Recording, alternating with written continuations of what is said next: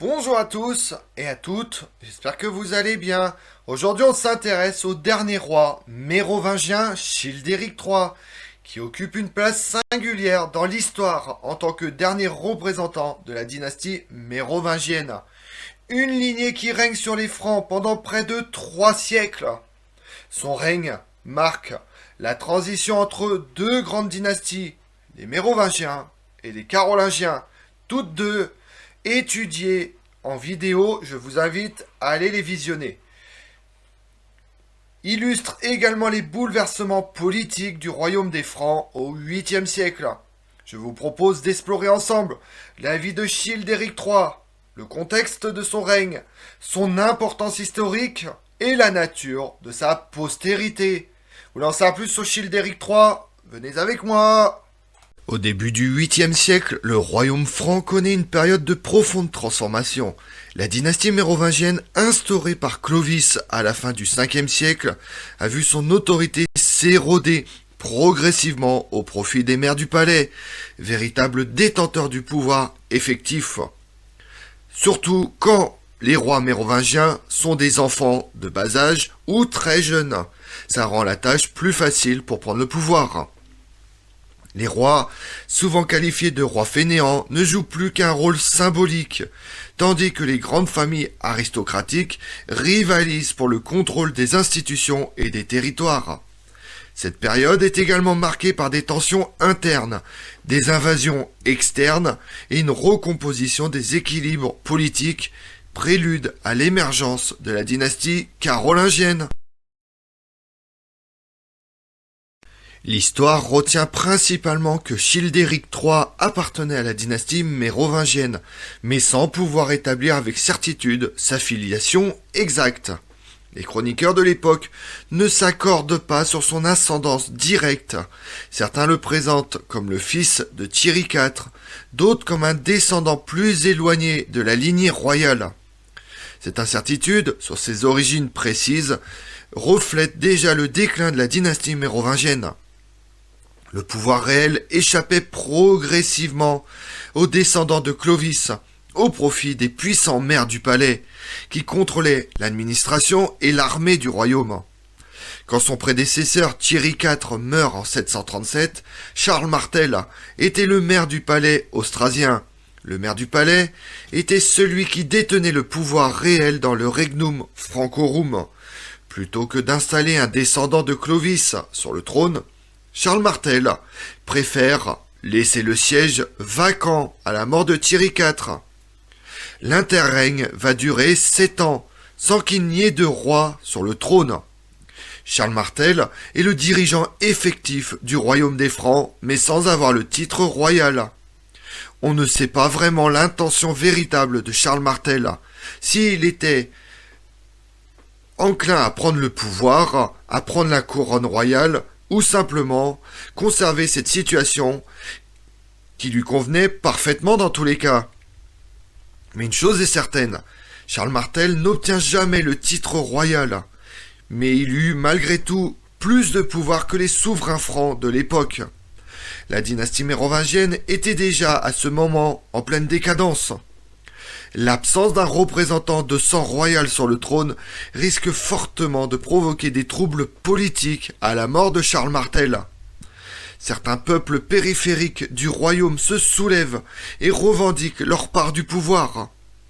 Contraints, les deux fils de Charles Martel, Pépin et Carloman, décident de proclamer Childéric III, roi des Francs, de Neustrie, de Bourgogne et d'Austrasie, après l'avoir tiré d'un couvent, probablement celui de Saint-Bertin, situé aujourd'hui près de Saint-Omer.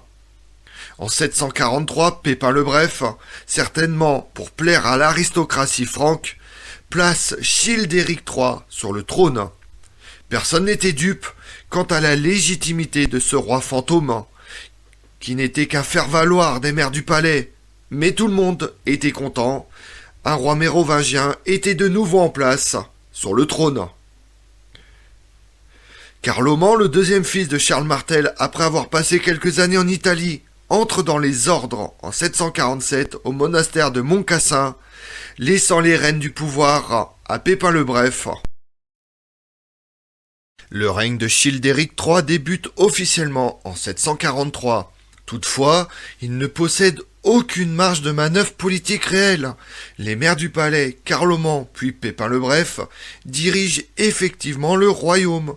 Childéric III reste cantonné à un rôle de représentation, participant à des cérémonies officielles ou promulguant des actes sous l'influence des véritables détenteurs du pouvoir. Autant dire qu'il est roi, mais qui ne règne pas. Les sources évoquent peu d'actes personnels ou d'initiatives de sa part, ce qui confirme l'image d'un monarque dépourvu de toute autorité. Les origines exactes de Childéric III demeurent très obscures, les sources médiévales étant lacunaires et parfois même contradictoires. Il serait le fils de Chilpéric II ou de Thierry IV, mais cette filiation reste totalement discutée. Après la mort de Thierry IV en 737, il n'y a plus de roi mérovingien pendant plusieurs années. Charles Martel, maire du palais, gouverne le royaume des Francs sans couronner de souverain.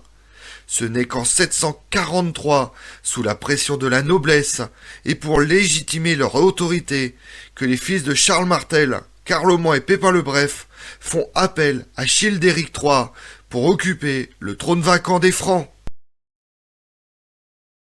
La période du règne de Childéric III illustre le déclin définitif et inéluctable du pouvoir royal mérovingien.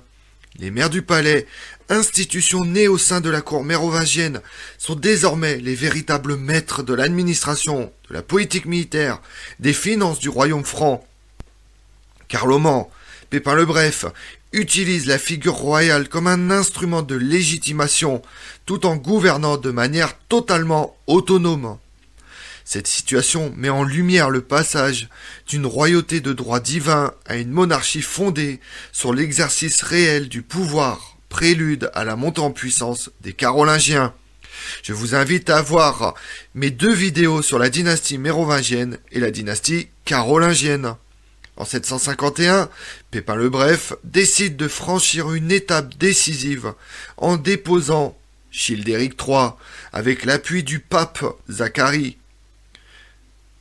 Pépin fera envoyer une délégation franque menée par Foulorade, évêque de Saint-Denis, à Rome pour obtenir l'accord du souverain pontife. Le Saint-Père valide ensuite la déposition de Childéric III en mars 751. En répondant qu'il valait mieux appeler roi celui qui avait la puissance, plutôt que celui qui était dénué de pouvoir. Rapidement, en novembre 751, Pépin le Bref dépose officiellement Childéric III et se fait sacrer lui-même roi des Francs à Soissons par l'archevêque Boniface de Mayence.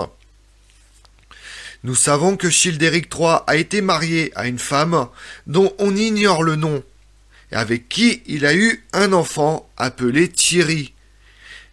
Childéric III sera enfermé au monastère de Fontenelle en 753. Après quoi, avoir été tonsuré, plus aucune trace ne nous sera parvenue. Un peu à l'image du dernier empereur romain d'Occident, Romulus Augustule, la fin de Childéric III est totalement obscure.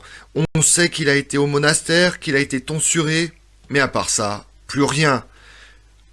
Romulus Augustule suit un parcours un peu identique. À la suite de la chute de Ravenne et la prise par Odoacre, la trace de Romulus Augustule disparaît totalement dans l'histoire. On ne sait pas s'il a été tué, s'il a été exilé ou qu'il a fini sa vie à Constantinople. Bien que Childéric III n'ait exercé qu'un pouvoir nominal, son règne a une portée symbolique considérable. Il incarne la fin d'une époque, la transition vers une nouvelle ère politique, institutionnelle et dynastique. Les historiens voient en lui le reflet des limites du système mérovingien et l'illustration du passage du pouvoir de la dynastie à une aristocratie dirigeante. Sa déposition, sanctionnée par l'Église, légitime la conception carolingienne de la royauté et ouvre la voie à une monarchie fondée sur la capacité à gouverner plutôt que sur la seule hérédité. Comme on l'a vu, les premières années de la vie de Childéric III restent entourées de mystères. Issu de la prestigieuse lignée des Mérovingiens, son enfance et sa jeunesse demeurent peu documentées dans les chroniques de l'époque. Cette période de sa vie se déroule dans un contexte politique complexe, marqué par l'ascension progressive des maires du palais. Son éducation, sa formation restent également méconnues des historiens. Les sources historiques ne permettent pas de déterminer avec précision son lieu de naissance, ni même l'identité certaine de ses parents. Ce qui alimente encore un peu plus aujourd'hui les débats entre spécialistes de la période mérovingienne. Je vous remercie d'avoir suivi cette vidéo en ma compagnie. Si vous voulez connaître mes autres vidéos, retrouvez-moi sur ma chaîne YouTube Tout sur l'Histoire avec Damien, mais également sur les réseaux sociaux, Twitter et Instagram, Histoire Damien. Et pensez à liker, commenter et vous abonner. Je vous remercie à tous.